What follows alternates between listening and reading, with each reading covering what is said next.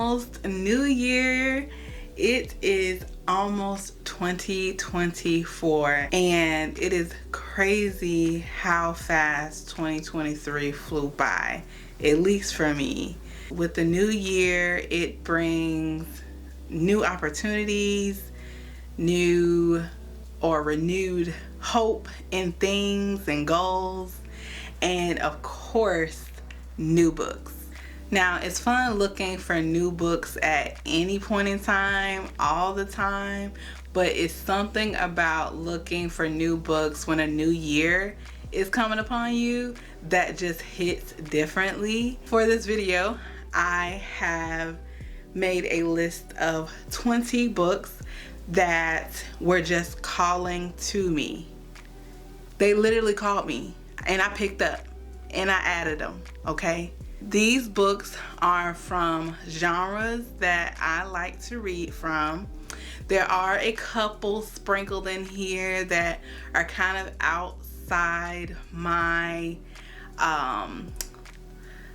literary fiction hovel. This list has a range of books from young adult to queer reads, of course sci-fi, romance, and I have a couple of thrillers in here. I usually don't read just pure thrillers. They usually are like plotted to like romance or something, or fantasy, but I have a couple of thrillers in here that I'm excited to get to as well. As I go through this list, I will be divvying them up according to like the dominant genre that I think they fall into, and then I'll also be going in chronological order as I talk about these books.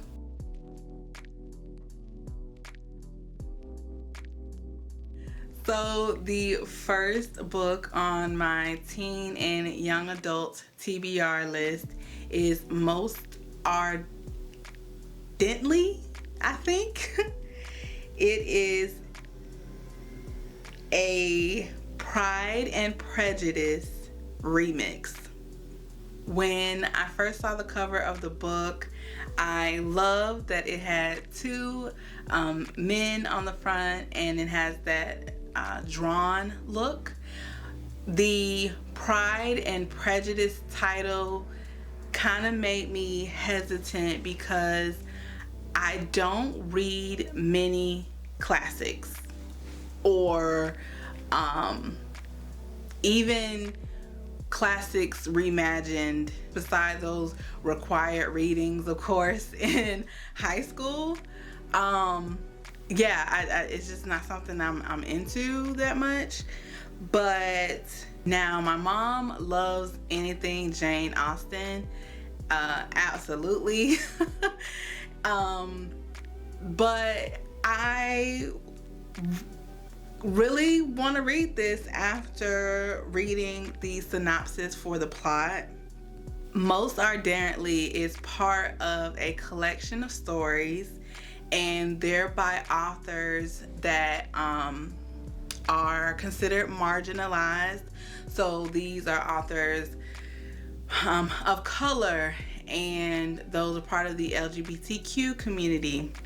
These authors are reimagining classics and, quote, to subvert the overwhelming cis-het, white, and male canon. So I thought, okay, I can give this book a chance, and it might be the best decision I've ever made. Well, one of them. Oliver Bennett is a young man forced to dress as a young woman, and he has to go to social events forced by his mother in order to find a suitor and get married. When out and about in society, Oliver is named Elizabeth, and he meets the young Mr. Darcy and as the story goes, is drawn to the mysterious, tall, dark, and handsome Mr. Darcy. But with this attraction is going to bring about some threats to his true sex being revealed, and his family's ability to, you know, live and survive is going to be at risk as well. I think it's going to be interesting to see how this plays out, because I guess only the very inner members of the family know that Oliver is a man, and his mother wants him to get married by presenting himself as a woman.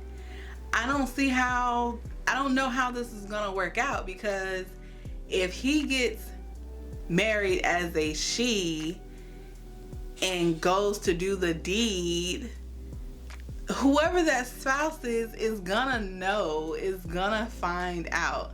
I guess it might not matter how. I guess it might not matter, because at the end of this, if it's anything like the original,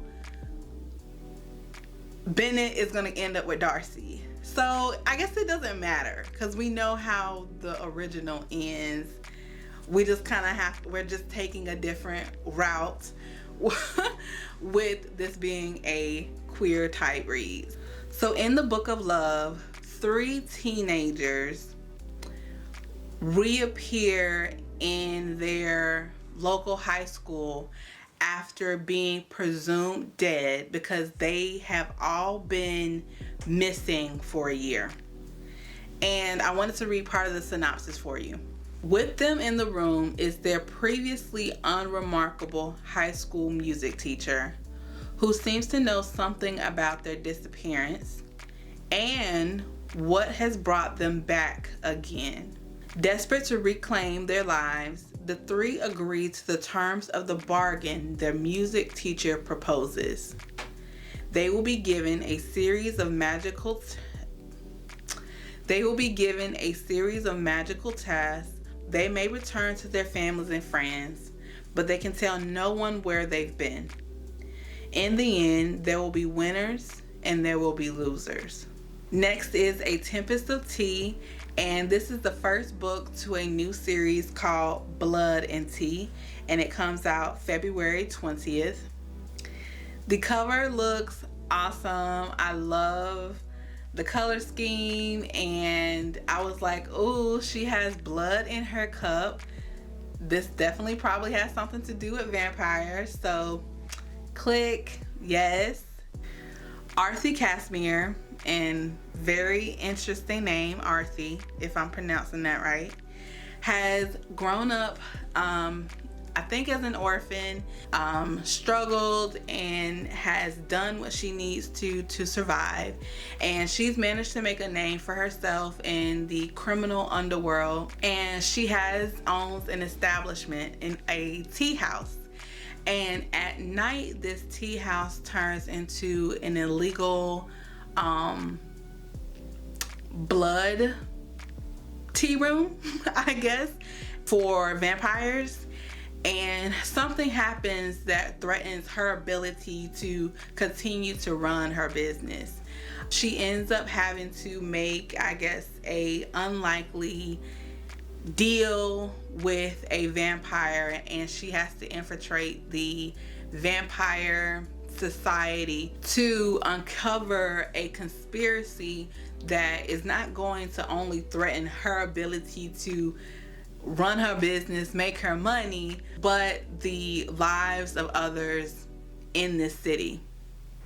I like most vampire reads I find, and this one seems to be action-packed, and it's set in a tea house. Like, who doesn't like tea? So this next one, the cover screamed mystery, it screamed cover up, like something is going on. And if the cover didn't tell you anything, the title does, Where Sleeping Girls Lie, and it's by a British novelist. Now, I practiced saying her name, and I'm sure I'm still going to butcher it, so apologies to you, author of Where Sleeping Girls Lie, ahead of time.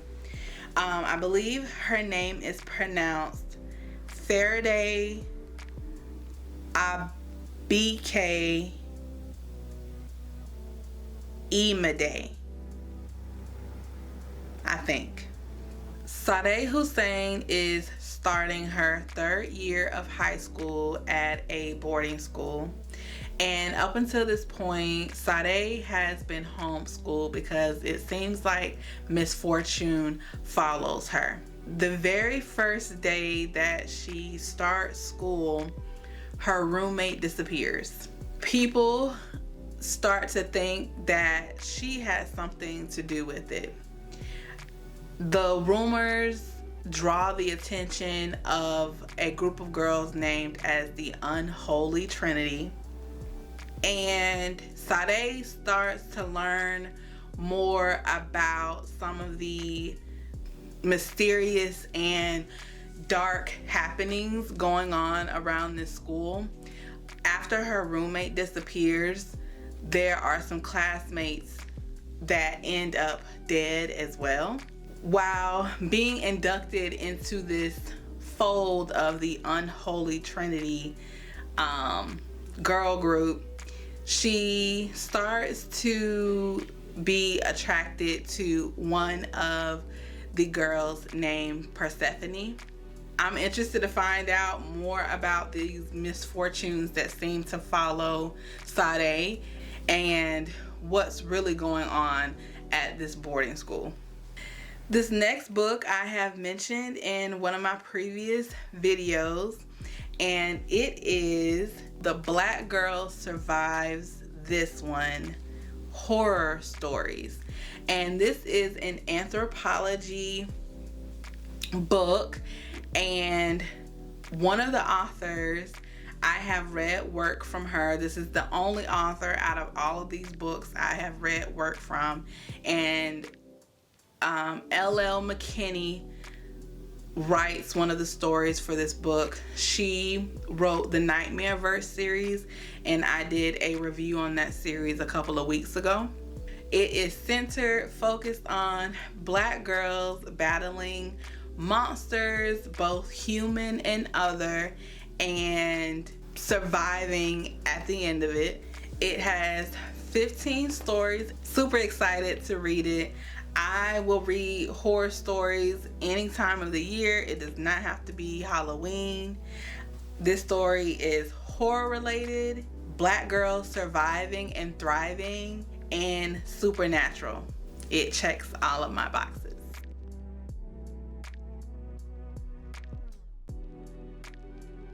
The Djinn Waits 100 Years by Shubnam Khan, I believe her name is pronounced. Another book with an awesome cover. The artists and visual marketers out there making these covers are, I'm sure, raking it in. There's an estate called Akbar Manzil that was once very prominent. It was flourishing, owned by someone wealthy, and in present day it's a boarding house and has lost like all of its luster. It's considered haunted. A death occurred in the estate 100 years ago of a young woman. In present day, there is a girl that moves into the boarding house, and her name is Sana. She is drawn to the story of this young woman that died 100 years ago, and Sana does not realize that she is being watched by a grieving Djinn, and apparently this mystery surrounding this death from 100 years ago is going to endanger and change the lives of not only Sana, but the other people at this boarding house. Sanctuary of the Shadow by Aurora Asher definitely seems like it's going to be my speed. It is the starter book for a new series called Elemental Emergence, and it's a romantic fantasy. For humans, Salazar's is a place of mystery and wonder. For Harrow, it's a place to hide from those who slaughtered her entire clan. A haven where she can disguise both her abilities and who she really is until he arrives. He has no recollection of who or even what he is. He only knows that he's a monster with wings and powerful abilities never seen before.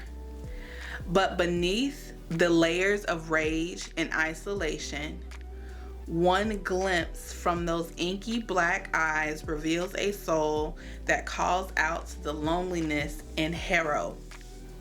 Now with every secret she unlocks his past, a shadow from her own whispers free, luring enemies who will stop at nothing to get their final revenge on Harrow. And she's giving them the perfect weapon because her winged beast is not what he seems. But maybe it's finally they learn neither is she. So yes, I am all for a fantasy with a tall, dark, mysterious, troubled love interest. Faybound by Sarah L. Arifi is one of the books I have heard is much awaited. Apparently, Sarah is well known in the fantasy world. As you can tell by the cover, by the name, this book is going to involve Fae. And I feel like a broken record. Fae books, every once in a while I will read a Fae related book. It's not a topic that I read often. I sometimes feel like it's just Fae books can have so much history in them and political nuances, in the world that you have to keep track of. So Faybound centers around two elven women. So this book is also going to have elves in it. The oldest is named Yaren, and she is a warrior in the elven army. And she has a younger sister who is able to see prophecies. Her name is Letto. Something happens because of a choice Yaren, the oldest, makes, and they're exiled from their homeland. They have nowhere to go, and they come upon the Fae court. The Fae people have not been seen in a millennia. The elven sisters now have to navigate the seductive and dangerous world of the Fae. Their loyalty to each other and their homeland will be tested.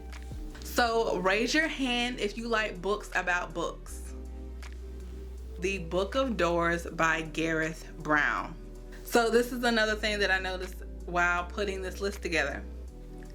I don't read many books by male authors. I don't know if that's a good thing. Not that I have anything against male authors. I just read a lot of books by females, and I had never thought about that.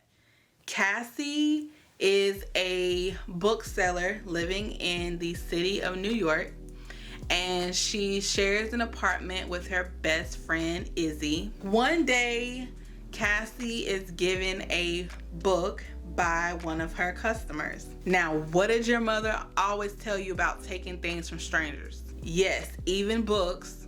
And at the very beginning of this book, there's a message. Hold it in your hand, and any door is every door. Apparently, this book Cassie has been given is a magical one, and it allows its reader abilities. There's a lot of good that comes with it, and apparently a lot of dangers as well. There are forces out there that will stop at nothing to get this book. So Cassie and Izzy are in danger. There's someone that might be able to help them, and his name is Drummond Fox. Drummond operates a magical library, but Mr. Fox also has secrets of his own. This one sounds mad interesting. Oh, I can't talk. Interesting. What is interesting? Oh my god. In the Tainted Cup, Detective Anna Delobra is considered to have one of the most brilliant investigative minds of her time, and is able to solve her cases without leaving her home and blindfolded. Apparently, she wears a blindfold all of the time. There's a case that is brought to her after an imperial officer dies after a tree erupts from his body. Her services are requested, and with the help of her assistant, Dinos Kill, they take on this case and uncover some sort of threat that will disrupt the empire that they reside in. Now, her assistant also has some magical talent himself that he's trying to keep secret from Anna, who is this brilliant investigator. This sounds really good. A detective that is able to solve mysteries without leaving their house. Talk about remote work. And it's a fresh take on the Sherlock and Holmes classic. All right. We moving along. Next is An Education in Malice. And I'm going to read the synopsis because I don't want to mess up what this is about. Deep in the forgotten hills of Massachusetts stands St. Perpetua's College. Isolated and ancient, it is not a place for timid girls. Here, secrets are currency, ambition is lifeblood, and strange ceremonies welcome students in the fold. On her first day, Laura Sheridan is thrust into an intense academic rivalry with the beautiful and the enigmatic Carmilla. Together, they are drawn into the confidence of their demanding poetry professor, De La Fontaine, who holds her own dark obsession with Carmilla.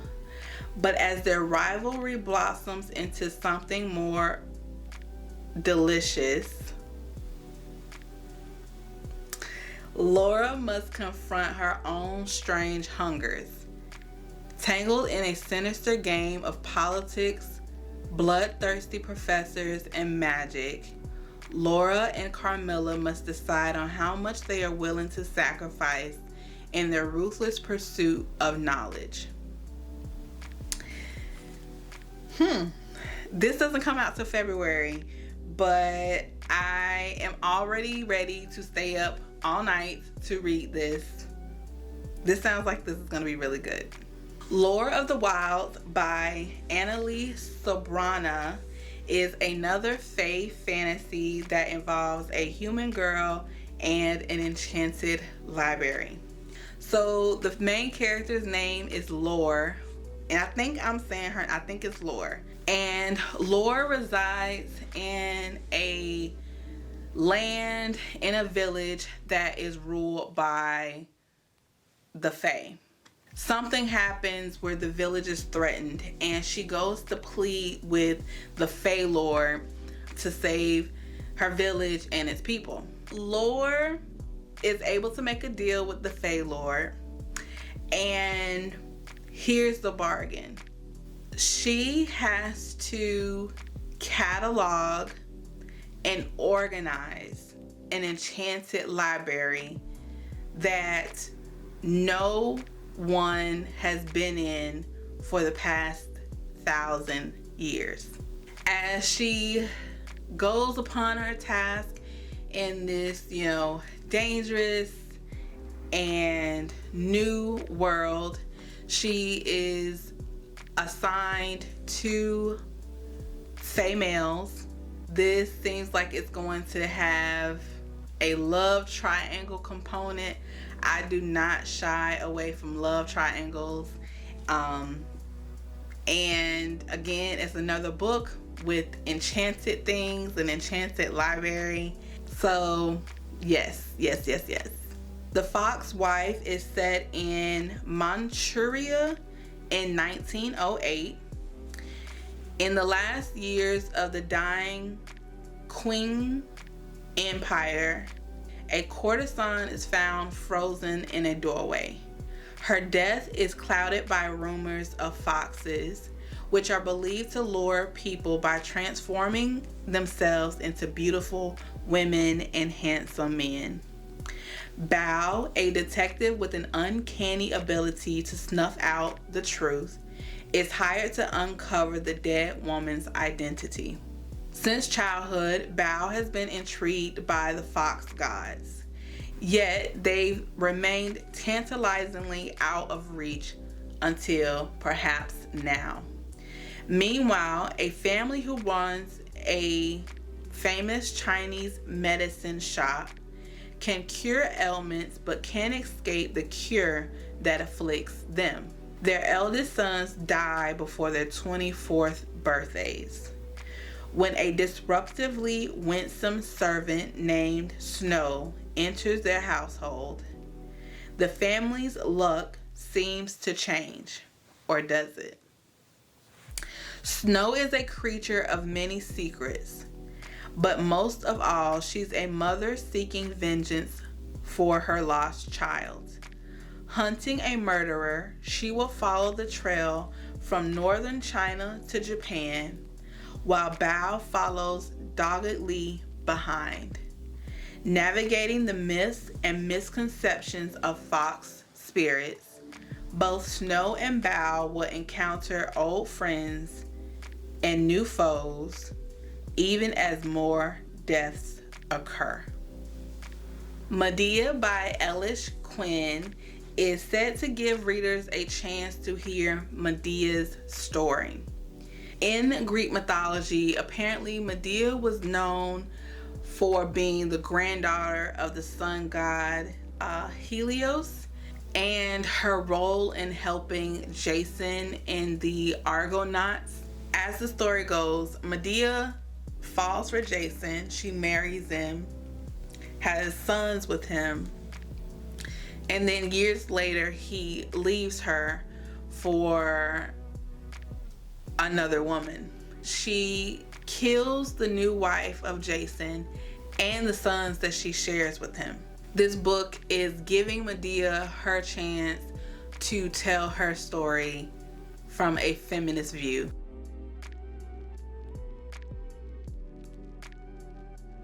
Next genre is sci-fi. Y'all know I love a good sci-fi, a good space thriller book. And I think I found that in S.A. Barnes' Ghost Station. Space exploration can be lonely and isolating. Psychologist Dr. Ophelia Bray has dedicated her life to the study and prevention of ERS, a space-based condition most famous for a case that resulted in the brutal murders of 29 people. When she's assigned to a small exploration crew, she's eager to make a difference. But as they begin to establish residency on an abandoned planet, it becomes clear that the crew is hiding something. While Ophelia focuses on her new role, her crewmates are far more interested in investigating the eerie, ancient planet and unraveling the mystery behind the previous colonizers' hasty departure. That is, until their pilot is discovered gruesomely murdered. Is this Ophelia's worst nightmare starting? A wave of violence and mental deterioration from ERS? Or is it something more sinister? Terrified that history will repeat itself, Ophelia and the crew must work together to figure out what's happening. But trust is hard to come by, and the crew isn't the only one keeping secrets. Is Dr. Ophelia keeping secrets? Is that what they're saying? So this is giving me Prometheus, Dead Space vibes, and again, it's another one for my list for next year. The Dead Cattail Assassins by P. Djeli Clark. The hook says, the dead cattail assassins are not cats, nor do they have tails, but they're most assuredly dead. It follows a woman named Even, I believe.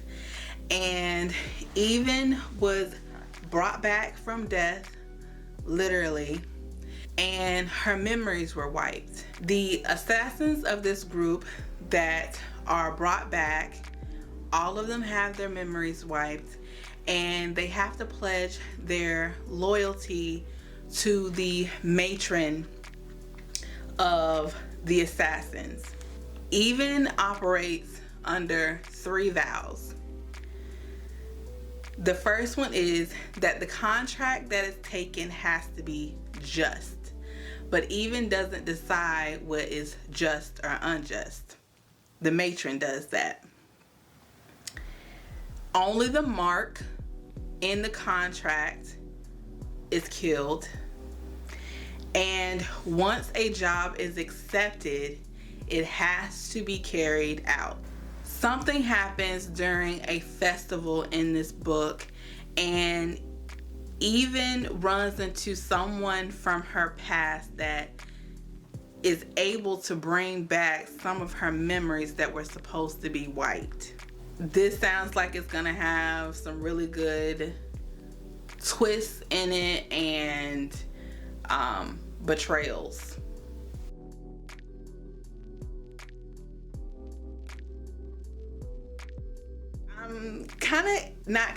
I am excited for these books under this category. So the first one is called Night Watching by Tracy Sierra. So in Night Watching, a mother is home alone with her children, and it's during a blizzard, and she hears what she thinks is footsteps. See, I'm getting scared even talking about this. Oh my God. I think I just heard a noise. Oh, it's cars outside. She gets up, goes to check it out, and she sees a man down her hallway. She can't make out his features because it's night, there's shadows, but she sees him. She manages to get her, I think it's 2 kids, to a room that's been closed off for quite a bit of time. She's in an older home, and as the night goes on, this man is looking for her, and he starts to threaten her. Come out, right? When she does, it says in the synopsis that she recognizes who this person is and knows what they want. OMG. I could feel my heart race, like pitch up a little bit while reading this synopsis. And as y'all can see, I even got a little jumpy just talking about this book. No one wants a stranger in their home in the middle of the night. Anytime. Okay? Anytime. But this definitely, I can see myself reading this. I don't know how big the book is going to be, but I can definitely see myself reading this in a day. Okay, so I think this is going to be another good one. It's called Murder Road, and here's what it says. April and Eddie have taken a wrong turn. They're looking for the small resort town where they plan to spend their honeymoon. When they spot what appears to be a lone hitchhiker along the deserted road, they stop to help. Now, I don't know how y'all feel about stopping for hitchhikers, but not long after the hitchhiker gets into their car, they see blood seeping from her jacket and a truck barreling down Atticus Line after them. When the hitchhiker dies at the local hospital, April and Eddie find themselves in the crosshairs of Cold Lake Falls police. Unexplained murders have been happening along Atticus Line for years, and the cops finally have two witnesses who easily become their only suspects. Now, ain't that bad up? As April and Eddie start to dig into the history of the town and that horrible stretch of road to clear their names, they soon learn that there is something supernatural at work. Something that could not only tear the town and its dark secrets apart, but take April and Eddie down with it all. Okay. So this book is set in 1995 and seems to have some type of supernatural element to it. Traveling down a road nicknamed Murder Road.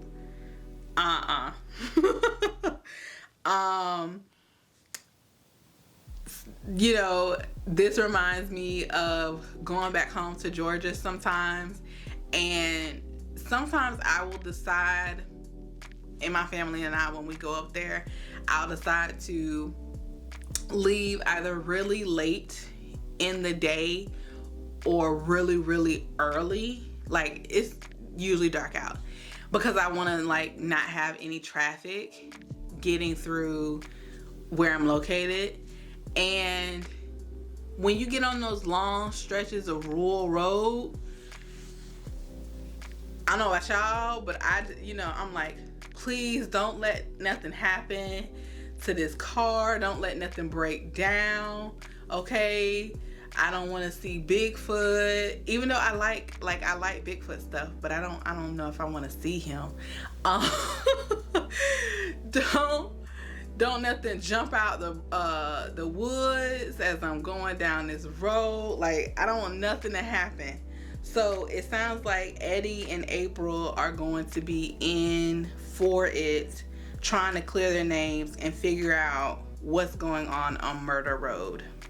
This is a book that I said yes to, added to the list, click, without reading the synopsis, because the title caught me, okay? It hooked me and caught me. The title is not a question. It's a statement. You like it darker. Like, how do you know that? How do you know I like it darker? Like, how do you already know who I am, Stephen King? Oh my gosh, yes, I like it darker. And do y'all know that I have never read a Stephen King book?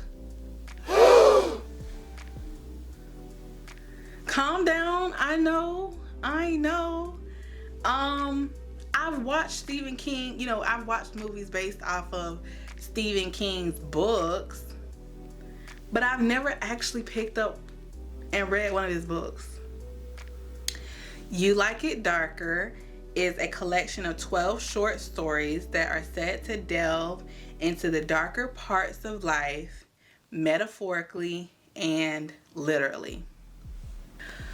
Okay, we have made it to the last book, book 20 on this list. It is called The Midnight Feast.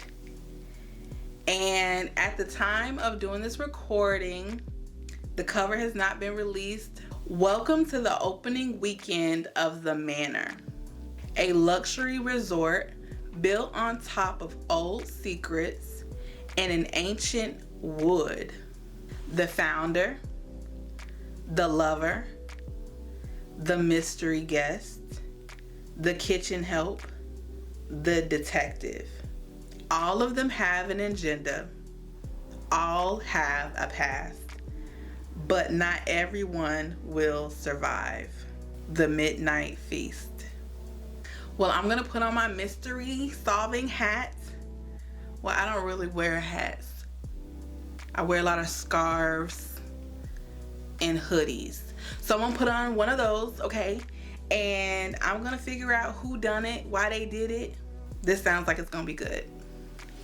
Whew, I know that was a lot. Thank you guys for hanging in there with me if you're still here. I know there are some booktubers that are doing videos with 50 plus books, and I cannot imagine, like, easily you can add 50 books to your book list. I just could not imagine doing a video about 50 books. The time that it would take to edit that. Hopefully there is a book or two or three that you found interesting and decide to add to your TBR list for 2024. I will leave my Goodreads page link, and I will have all of these books listed under my 2024 TBR list. Happy New Year to you and yours. I hope your year gets started off on the right foot. And until next time, stay unapologetic. Ooh, I can't talk. And until next time, stay unapologetically you.